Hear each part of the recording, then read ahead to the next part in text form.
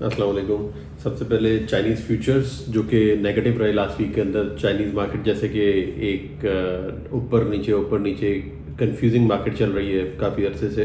Last week के अंदर China के अंदर इनिशियली तो तेज़ी थी हफ्ते के शुरू में, लेकिन बाय द वीकेंड चीज़ें काफ़ी हद तक जो है वो नेगेटिविटी की तरफ आ गई थी। चाइनीज़ फ्यूचर्स के अंदर डी बार्स तकरीबन 3% नीचे गए, जबकि HRC 3% नीचे गया। कोक भी तकरीबन 5.4% डाउन था, जबकि आयरन ओर 3% के करीब नीचे था। स्पॉट प्राइसेस भी इसका असर आया कि इनिशियली हफ्ते के शुरू के अंदर जो है वो ऑफर्स बढ़ना शुरू हो गई थी। By the mid of week जो है वो एक पीक टच की उन्होंने, फिर उसके बाद फिर प्राइसेस जो है वापस नीचे आना शुरू हो गई। जो प्राइस लेवल्स चल रहे थे वो तकरीबन 565 से लेके 580 तक सुनने में आए HRC के बेस ग्रेड्स जो है उसके। वायर रॉड्स का भी इसी तरह ही हाल रहा। तकरीबन वायर रॉड के अंदर $10 की तकरीबन कमी आई है लास्ट वीक के अंदर, और प्राइसेस जो FOB बेसिस पे वो 535 से लेके 545 के दरमियान मूव कर रहे हैं इस वक्त, जो कि वीक ऑन वीक $10 से $12 कम है।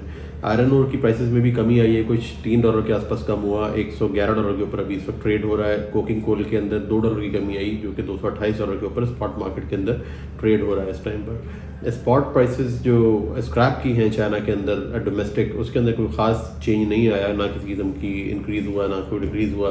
जो इम्पोर्ट की प्राइसेस है उसके अंदर तकरीबन जो है वो $2 का आप समझेंगे इंक्रीमेंट था। ऑल्दो कोई बड़ी डील कोई सुनने में नहीं आई चाइना के हवाले से।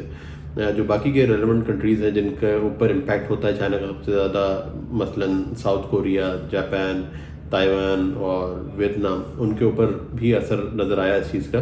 बट मोस्टली काफ़ी अर्से से क्योंकि वो मार्केट नेगेटिव थी, वो पॉजिटिव फेज के अंदर एंटर हो चुकी हैं। साउथ कोरिया के अंदर प्राइसेस जो है वो रोल ओवर कर दिए हैं मिल्स ने, के सेम प्राइसेस के ऊपर वो अभी इस हफ्ते के अंदर भी लास्ट वीक में माल खरीदते रहे, ख्वाह वो इम्पोर्ट हो चाहे वो डोमेस्टिक प्राइसेस हो। जापानीज़ मार्केट की बात करें तो वहाँ पर जापानीज़ येन के अंदर सॉफ्टनेस आई है, 2% के करीब जो है वो करेंसी उनकी डीवैल्यू हुई है, जिसकी वजह से उनकी मार्केट के ऊपर उसका इम्पैक्ट आया इमीडिएटली। एक तो टोक्यो स्टील ने अपनी प्राइसेस भी जो है वो फिनिश की भी कम की हैं लास्ट वीक के अंदर। अगर उसकी डिटेल्स बताऊं आपको तो तकरीबन $35 के करीब जो है उनकी डी बार की प्राइसेस कम हो गई हैं। GI के अंदर तकरीबन $42 की कमी आई है, जबकि HRC के अंदर भी ऑलमोस्ट इसी तरह $45 के आसपास कमी आई है अभी लास्ट वीक के अंदर। और अगर ताइवान की बात करें तो ताइवान की मिल्स ने भी अपनी प्राइसेस को इंक्रीज़ किया है, तकरीबन $6-7 के करीब इंक्रीज़ हुई हैं। जो इंपोर्ट की प्राइसेस हैं वो भी $5-6 के करीब इंक्रीज़ हुई हैं। अगर US HMS की बात करें जो ताइवान के अंदर ऑफर हो रहा था, उसकी जो डील्स हुई हैं वो तकरीबन 365 के लगभग हुई हैं, जबकि ऑफर अभी भी 370 से 75 के दरमियान आ रही हैं। जो जापानीज़ ऑफर्स आ रही थी, बल्कि छोटे जो बल्क कार्गोज ऑफर होते हैं ताइवान के अंदर, उसकी भी प्राइसेस के अंदर तकरीबन $7 से $8 की जो है वो इंक्रीज़ देखने में आया है। अब बात करते हैं वियतनाम की, जहाँ पर स्लाइटली अब पोजीशन थोड़ी सी स्टेबलाइज होना शुरू हुई है काफ़ी महीनों के बाद जाकर। कुछ फिनिश की सेल्स बेहतर हुई हैं, स्टॉक्स लोगों के कम हुए हैं अभी, जिसकी वजह से स्क्रैप के ऊपर भी पॉजिटिव इम्पैक्ट था। तकरीबन $4-5 के करीब जो है वो इंक्रीज़ हुए हैं प्राइसेस वियतनाम के अंदर, जबकि फिनिश के अंदर भी कुछ थोड़े से $10-15 की बेहतरी आई है। और सबसे बढ़ के ये कि एक्टिविटी थोड़ी सी बेहतर हुई है। वियतनाम में भी जो जापानीज़ कार्गो ऑफर हो रहा था वो भी तकरीबन अभी $8 से $10 के करीब ऑफर्स उसकी बढ़ के आ रही हैं अभी।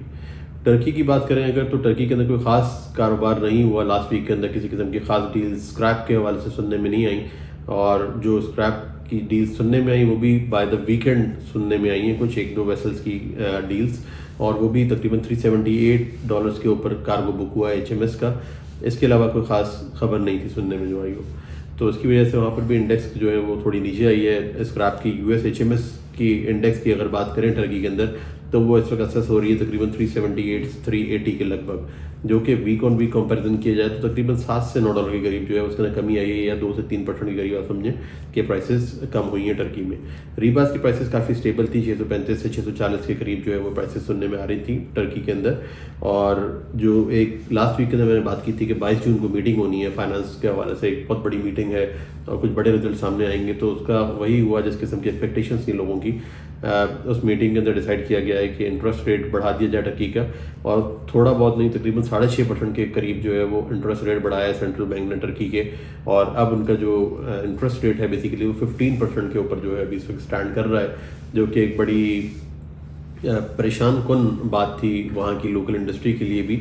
और उसके बाद लोग एक्सपेक्ट कर रहे थे कि शायद काफ़ी बड़े चेंजेस आएंगे मार्केट के अंदर। ख्वाह वो चेंजेस अभी फ़िलहाल हमें नज़र नहीं आए किसी किस्म के इतने बड़े चेंजेस, क्योंकि डील्स भी कुछ एक दो वेसल्स की सुनने में आई है लास्ट वीक के अंदर।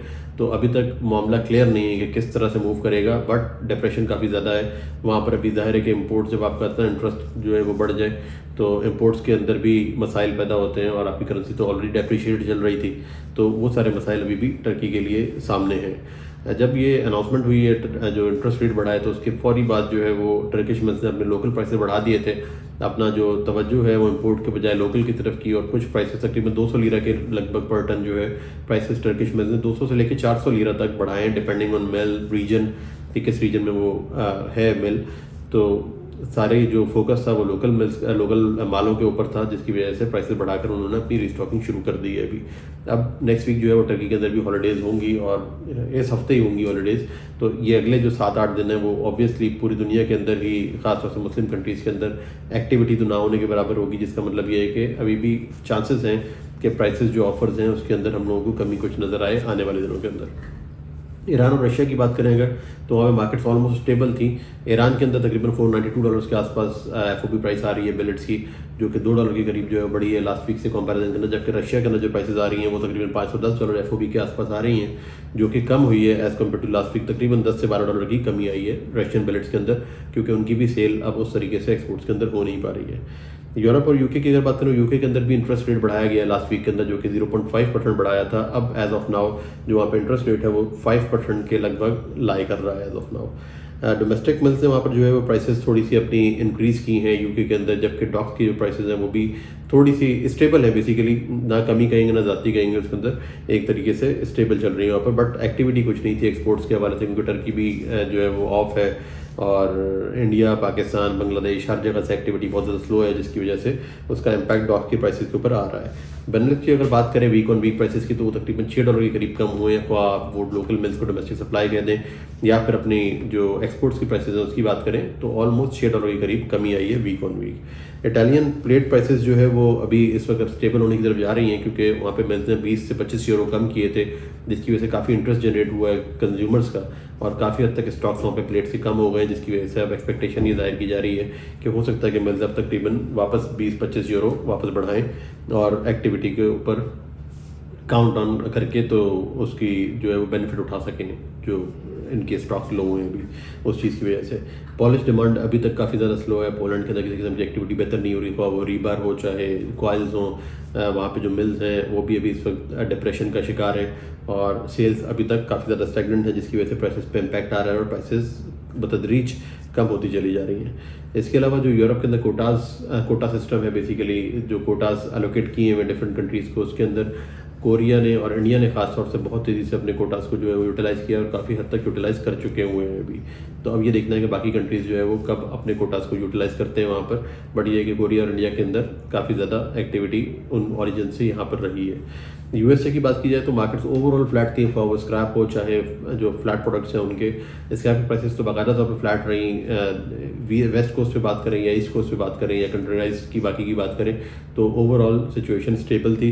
जबकि अगर फ्लैट प्रोडक्ट्स की डोमेस्टिक मिल्स से बात करें या स्टॉक्स की बात करें, तो उसके अंदर प्राइसेस जो है वो slightly stable to moderately upward आप कहेंगे कि थोड़ा सा सेंटिमेंट जो है वो बेहतर था, पॉजिटिव था, क्योंकि अभी रिसेंटली लास्ट वीक के अंदर प्राइसेस बढ़ाए हैं $40-50 पर टन वहाँ पर मिल्स ने, तो उसके ऊपर अब वो कोशिश कर रहे हैं कि ऑर्डर्स ले सकें। बट ओवरऑल मार्केट फिर भी स्लो है। अब आते हैं इंडिया के ऊपर। इंडिया के अंदर जो काफ़ी अर्से से मसला चल रहा था दुबई के स्क्रैप्स के आने का कि वो क्लियर होंगे या नहीं होंगे, काफ़ी एक पेसिमिज्म था वहाँ पर। अब उस चीज़ के अंदर क्लैरिटी आई है लास्ट वीक के अंदर, एक नोटिफिकेशन आया है फाइनेंस मिनिस्ट्री की तरफ से इंडिया के अंदर, जिसमें उन्होंने काफ़ी तफसील के साथ जो है बयान किया है कि दुबई से ट्रेड होगी या नहीं होगी, होगी तो किस चीज़ की होगी और किस तरीके से उसको असेस किया जाएगा। नंबर 1 ये कि जो दुबई के कंटेनर्स रोके गए थे उसकी मेन रीज़न ये थी कि अगर दुबई से एक्सपोर्ट्स बैन है स्क्रैप की, तो ऐसा कैसे हो सकता है कि दुबई से इतना ज़्यादा स्क्रैप जो है वो इम्पोर्ट हो रहा हो इंडिया के अंदर। तो उनका शक इसी बात पे जा रहा था कि ये तो या तो थर्ड पार्टी कंट्रीज़ हैं जिनके जो कंटेनर्स हैं वो स्विच होके दुबई के थ्रू आ रहे हैं, जिनके अंदर यमन, ईरान, पाकिस्तान, ये तमाम कंट्रीज़ हैं, तो इसलिए वो कंटेनर्स रोके गए थे। उनको 100% जो है वो इंस्पेक्शन का और ग्राउंड करने का कहा गया था कि हम इसको जो है वो इंस्पेक्ट करेंगे और फिर उसके बाद रिलीज़ करेंगे। तो वो आहिस्ता आहिस्ता प्रोसेस जो है वो हो रहा है, बहुत ज़्यादा स्लो है वो प्रोसेस। आइंदा के लिए भी जो नोटिफिकेशन आया उसके अंदर ये दिया गया कि किसी किस्म का दुबई से स्क्रैप अलाउ नहीं किया जाएगा।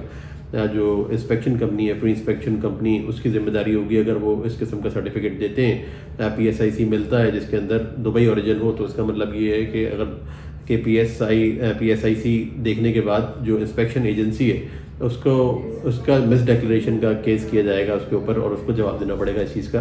जिसका मतलब ये है कि अब इंस्पेक्शन कंपनीज जो है वो उस तरीके से सर्टिफिकेट्स फेक या किसी किस्म की भी दूसरी सर्टिफिकेट्स जो इस चीज़ को सपोर्ट करते हो दुबई से एक्सपोर्ट्स को, वो इशू नहीं किए जाएंगे, जिसकी वजह से एक तरीके से इंपोर्ट्स को बंद कर दिया गया है। एक तो ये, दूसरा इसके अलावा ये कि यमन ईरान से भी जो स्क्रैप आ रहा था वो सिर्फ श्रेडेड अलाउ है, जो लूज स्क्रैप है वो अलाउ नहीं है। तो इसका मतलब ये हो कि वहाँ से भी कट डाउन होंगी काफ़ी ज़्यादा क्वांटिटीज़। तो इंडिया के अंदर भी इस वक्त बड़ा एक इशू है क्योंकि काफ़ी एक बड़ी टनेज थी, सेकंड बिगेस्ट ओरिजिन था इंडिया के लिए स्क्रैप के एक्सपोर्ट्स के लिए, तो वो एक तरीके से बंद होता नज़र आ रहा है और काफ़ी ज़्यादा परेशानी नज़र आ रही है। बहुत ज़्यादा गवर्नमेंट ने टाइट कर दिया है। तो होपफुली जो इंडिया का ऑप्शन था दुबई के लिए वो तो एक तरीके से निकल ही गया है पूरी तरह से। और अगर किसी किस्म की मिसडिक्लेरेशन होंगी इसके अंदर तो उसके कॉन्सिक्वेंसेस काफ़ी ज़्यादा सीरियस हो सकते हैं। तो इसके अलावा उन्होंने अपनी नोटिफिकेशन के अंदर ये भी कहा है कि आप जो है जो कस्टम्स है इंडिया का वो आप और ज़्यादा तरीके के साथ जो है वो ट्रैक करेगा कंटेनर्स को कि कहाँ से आ रहे हैं और क्या उनका रूट था। तो काफ़ी ज़्यादा सख्ती कर दी गई है इस हवाले से। स्क्रैप के अगर ऑफर्स की बात करें तो वो तकरीबन 430 के लगभग सुनने में आ रही थी इंडिया के अंदर कंटेनराइज की, और एक बल्क वेसल भी सुनने में आ रहा है कि इसी हफ्ते के अंदर by the end of June जो है वो अराइवल होगा कांडला पोर्ट के ऊपर। उसका 26,000 टन स्क्रैप है उस कार्गो के अंदर। तो उसको देखते हैं कि किस किस्म का इम्पैक्ट आता है उस वेसल के लगने के बाद। बाकी जो डोमेस्टिक प्राइसेस हैं इंडिया की उसके ऊपर भी प्रेशर रहा खासा, जिसकी वजह से इंपोर्ट्स की भी इंक्वायरीज जनरेट नहीं हुई। जो डोमेस्टिक स्क्रैप की हालत थी वहाँ पर तकरीबन 500 से 900 रुपये के करीब कमी आई है। उसके अंदर DRI की प्राइसेस में भी 600 से लेकर 900 या 1000 रुपये तक की कमी सुनने में आई, जबकि इंगट्स की प्राइसेस भी 800 से 1000 रुपये लास्ट वीक के अंदर वीक ऑन वीक कम हुई है। बांग्लादेश के अंदर भी सिचुएशन कुछ डिफरेंट नहीं थी, तकरीबन $4 से $5 कमी ही आई है, चाहे वो इंडिया हो, चाहे बांग्लादेश हो, चाहे पाकिस्तान हो। इंडिया के अंदर भी अब बांग्लादेश के अंदर भी अब तकरीबन $5-6 जो है वो कमी के साथ ऑफर्स आ रही थी और किसी किस्म की खास डील्स नहीं हुई, कुछ चंद डील्स हुई हैं पॉकेट्स के अंदर। और LC के इश्यूज़ वहाँ पर मौजूद हैं अभी तक, और सेल्स के इश्यूज़ भी मौजूद हैं। इवन फिनिश के ऊपर भी इस वक्त प्रेशर आ रहा है और मानसून सीज़न शुरू हो रहा है अभी, और इसके अलावा जो LC के इश्यूज़ हैं वो मज़ीद बदतर होते चले जा रहे हैं। तो उसकी वजह से ऐसा ही लग रहा है कि शायद मार्केट जो है अभी बहुत ज़्यादा अच्छा परफॉर्म नहीं करेंगी और अभी स्लो एंड स्टडी ही मामला चलेंगे अगले चंद माह के लिए। पाकिस्तान की बात करते हैं। पाकिस्तान के अंदर जो ऑफ़र्स आ रही हैं बेसिकली वो 427 से लेकर 433 तक के करीब जो है वो ऑफ़र्स थी, और कुछ काम हुआ लास्ट वीक के अंदर $430 के ऊपर, और अब फर्दर काम जो है ऐसा ऐसा कम होता जा रहा है क्योंकि आपका फाइनेंशियल ईयर क्लोजिंग आ रहा है, ईद की छुट्टियां आ रही हैं, तो अब हॉलीडे मूड यहाँ पर स्टार्ट हो चुका है। किसी किस्म की कोई ट्रांजैक्शंस, कोई कॉल्स, कोई इंक्वायरीज, किसी किस्म की ऐसी चीज़ देखने में नहीं आ रही। जो बड़ी खबर है पाकिस्तान के वाले से वो ये है कि स्टेट बैंक ने एक नोटिफिकेशन दिया है जिसके मुताबिक रिस्ट्रिक्शंस को हटा दिया जाएगा इंपोर्ट्स के ऊपर, जो कि IMF की एक डिमांड थी और रिक्वायरमेंट थी कि आप जो है रिस्ट्रिक्शंस नहीं लगाएं अपनी इंपोर्ट्स के ऊपर और इसको फ्री फ्लो होने दें। तो इस नोटिफिकेशन का क्या असर आएगा, ये अभी लास्ट वीकेंड ही आया है अभी नोटिफिकेशन, अब इस 1-2 दिन में पता चलेगा, या फिर ईद की छुट्टियों के ऊपर असल असरात जो है उसके नज़र आएंगे कि मार्केट्स को जो है वो LCs खुलना शुरू हो जाती हैं या नहीं होती हैं, और पाकिस्तान गवर्नमेंट फाइनेंस मिनिस्ट्री जो है वो किस तरीके से इन चीज़ों को हैंडल करेगी। तो अभी तक के लिए ये अपडेट थी। ख़ास तौर से ये है कि पाकिस्तान के अंदर जो फिनिश के हालात हैं वो अभी तक स्लो हैं और फिलहाल स्लो ही रहेंगे आगे मूविंग फॉरवर्ड। अब यहाँ पे बारिशों का सिलसिला भी शुरू हो चुका है, अब इसको देखना है कि ये सिलसिला कब तक चलेगा और कब एक्टिविटी दोबारा से जनरेट होगी। Thank you very much.